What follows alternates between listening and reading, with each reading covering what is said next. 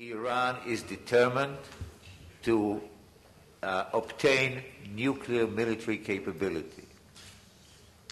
And I think that this is very important because we need ourselves to be convinced that this is the case. If we don't believe in it, it will be very difficult to act on this issue. And I think that all of them coming from different angles of dealing with this issue certainly did not coordinate what they were saying, but they were very clear on this issue. And this is very important because we can discuss what we do with 5%, with 25%, but eventually we need to understand that if we don't stop Iran, or somebody doesn't stop Iran, they will get there. Secondly, I take from the 4 hours the conclusion of the people speaking to us, and I think that they are expert on this issue. Iran is vulnerable.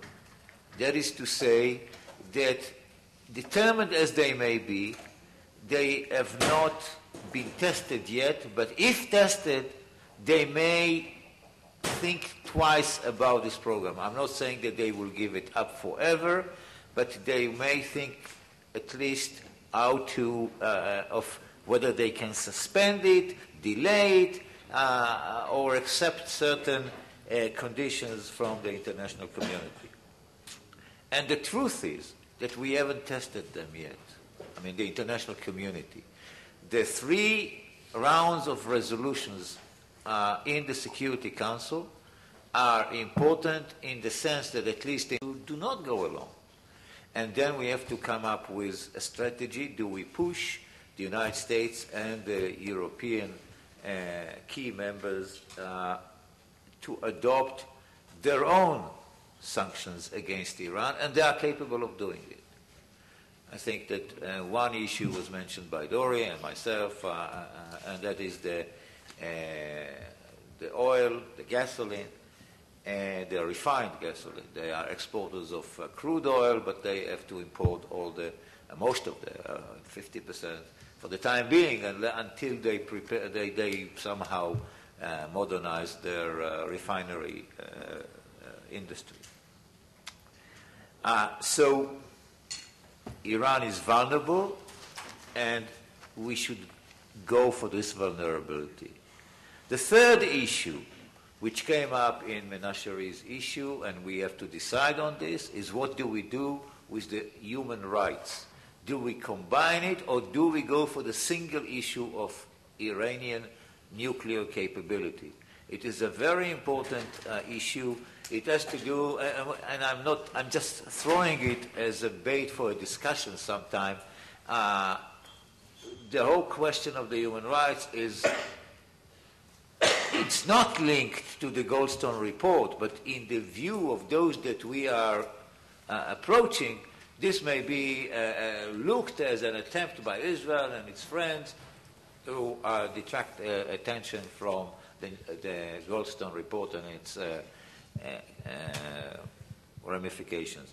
I'm just throwing it as one issue that we need to discuss before we go along. The third issue that I am, or the fourth issue, is who are we going to approach? And it is not a simple case we can approach the whole world. It is maybe beyond our means and beyond our resources, human resources, financial resources. So we have to concentrate on what is our target audience. Do we go for public opinion? Do we go for governments? Do we go for only Security Council members? All these issues have to be discussed. We have to be using as efficiently as possible the resources that we have in our arsenal. Right. And the last issue that I want to raise is organizational. This is a colossal issue. I don't want to use words like existential, not existential. There's an argument in Israel, outside Israel, is it existential, is it not? we have to be careful in this issue and not to, on the one hand, speak loosely about these issues, but on the other hand, we have to send a message to the international community. This is not another couple of rockets being sent on an innocent Israeli population. This is more than that. It's a dramatic shift in the balance of powers. It's a dramatic shift in the whole situation, the geopolitical situation in the Middle East. It's not only Israel, as we heard, it's Arab countries in the Gulf and elsewhere. And so framing the problem is a problem in itself. I think what we need to do is to have a group in the WJC which follows, monitors this issue, and comes up with draft resolution for the leadership of our major branches, whether it's Latin America, whether it's the Euro-Asian, whether it's Europe or the United States, and certainly Israel.